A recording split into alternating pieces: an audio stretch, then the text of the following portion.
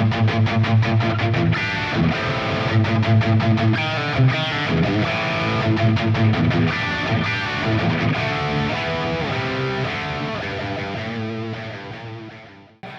we go. I was like, I don't know where this intro is going, but we're gonna go with it.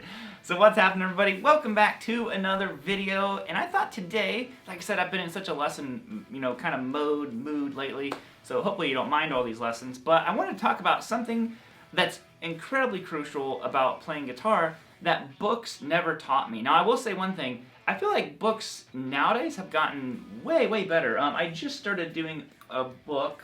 I can't reach it. It's 100 Country Licks by Levi Clay. It is just organized fantastically. I'm really enjoying that book. And it reminded me, I was like, man, like these modern books are a lot better, in my opinion, than the ones that I had whenever, I was trying to learn guitar. They were very vague about all this stuff. So I'm still going to talk about things that I think aren't necessarily covered in a lot of books. Maybe they are. Like I said, if you guys have favorite books that have really helped you, please leave them down below in the comment section. I'm happy to share that kind of knowledge. And let's just go ahead and dive into these. No real lesson today, but you can check out my free guitar course if you want to, which is linked down below. So let's go! Okay, so the first thing books never really taught me was about kind of the sound that I was necessarily hearing when I would hear guys like Zakk Wylde, Stevie Ray Vaughan. They gave me all the notes. They told me what they were playing, but they never really went into detail of how they were playing it. And what I mean by that is Zakk Wylde, I think, is one of the hardest guitar players to play like because he plays so aggressive. Now, how do you sound aggressive? I truly feel like if you want to, sound aggressive, you got to play aggressive. There's really no way to kind of emulate the aggression of. Like the power behind the vibrato, there's the kind of the more Zakk style, like that kind of stuff. I don't really know a way to like play that without literally just like being aggressive. And books never really taught me that. So it was kind of like they gave me all the notes that I needed, but I was like, but why don't I sound like him? And after years of playing, I realized that it's a total dynamic thing. I guess the whole lesson's basically about dynamics. But it made me realize, I was like, oh, if I want to like sound mean and angry, and Eddie Van Halen did this a lot. He played with a lot of attitude is what I always kind of referred to it as. I was like, I need to play that way, and you have to play very confidently. And in order to be very aggressive and have that attitude, you have to play with a lot of confidence. So when you're grabbing a note and you're about to like shake the life out of it, you need to make sure you know what you're playing. So knowing the notes was really helpful. Well, and now we know the downside of playing aggressive, because you might break strings.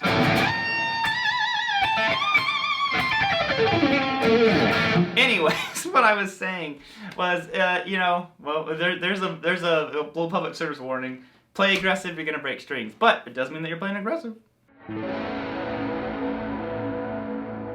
Alright, so the next thing is kind of the opposite, playing soft. Again, like I said, and a lot of these things come with age and time playing them. Now that I've switched guitars, that's still so funny. I just got that guitar ready today. I'm like, I haven't played the Cali much, I'm gonna play it today. Boom, broke a string. That's my life with Floyd Rose guitars.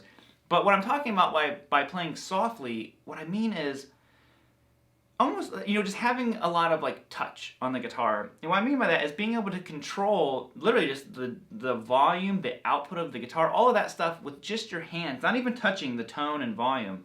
Like I said, if I was playing like this,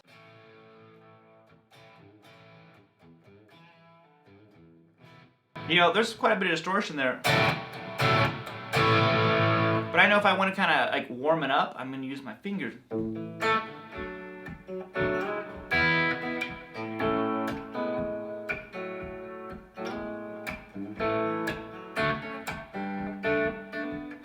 And it's still that same distorted tone, but having that touch and feel on the guitar and knowing when to add certain kinds of vibrato, like that's a real soft vibrato. I've been actually working a lot on, I call it the like Clapton style vibrato, but maybe it's a B.B. King thing, but where my thumb's off the neck, and it's a total different feel. I'm not very good at it yet.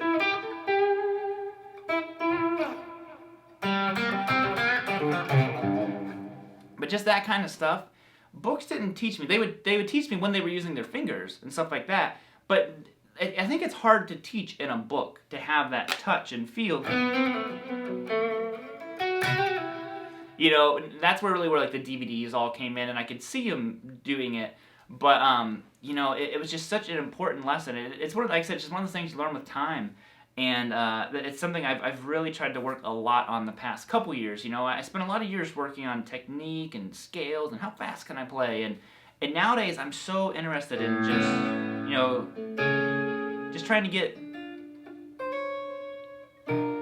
Oh.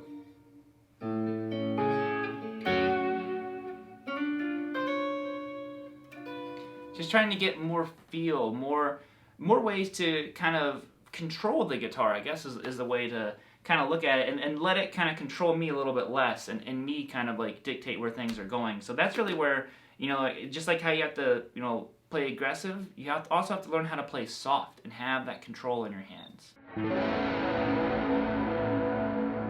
Now, another thing that I do constantly, all the time, and again, it would be taught in books. Again, this is just the books when I was, you know, learning how to play. It would tell me to do it, but there was never really a dedicated lesson to why I was doing it. You know, like they would say, like, roll volume down. And the whole, I remember exactly when I really understood what was happening was in Panama. You know, so you have that main riff, and so on, and he's going through all that stuff, and I'm sorry. But then what happens is he goes to this next part and he goes, don't crucify me in the comments, I know I'm not playing this riff right. And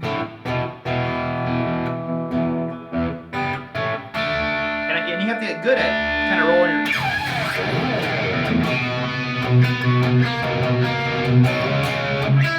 How's it go?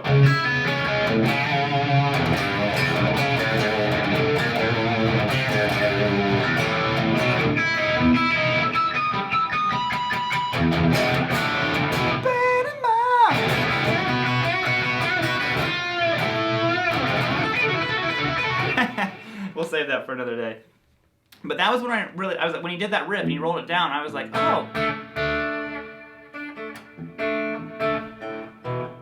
That's when I started really discovering how many tones were in the volume knob, and you know, that kind of like was, honestly, it was a game changer. That from that point on, I started like always utilizing the volume knob. But I think what isn't taught is why you're doing it, to, you know, to get a different tone, to roll the volume down. But also, you have to get good at it. It's just like switching from fingers to pick. You know, however you do it, some people put it in the middle of their hand, whichever camera is going to show it. Oh, this one probably do best. But like, I go like that. And that takes practice to get good at, you know, just switching back and forth. Well, it takes practice to learn, you know, to comfortably control your volume knob without needing to like stop what you're doing.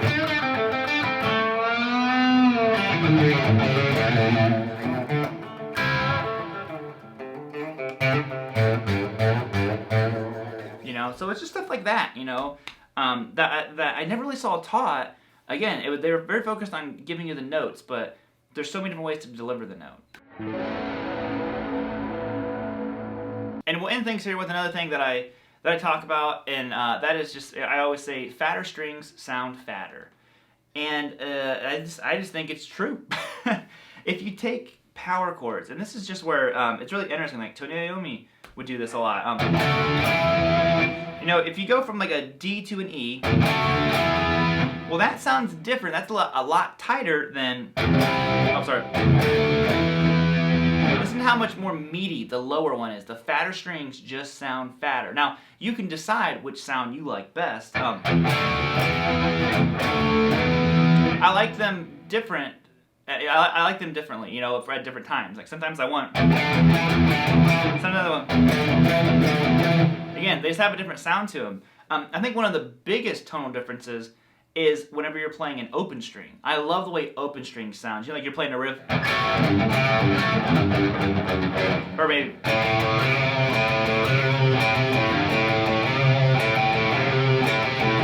Okay, so I can do that same riff.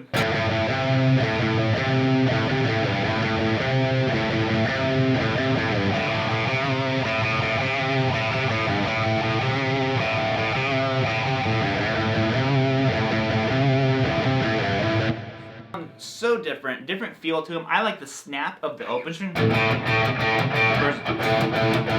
So there you guys have it. I don't even remember what the name of the video was. Things books didn't teach me. Bam. Well, now you've been taught. Bam, that's what's happening. So on that, I'm gonna bounce on here. I guess I'm gonna restring the Cali now. I'm so bummed out. I just got it all set up perfect, and if you know when you break a string on a Floyd Rose, you're done for. So I'll see you guys next time, and yo, man, that's gonna be it. Later, guys.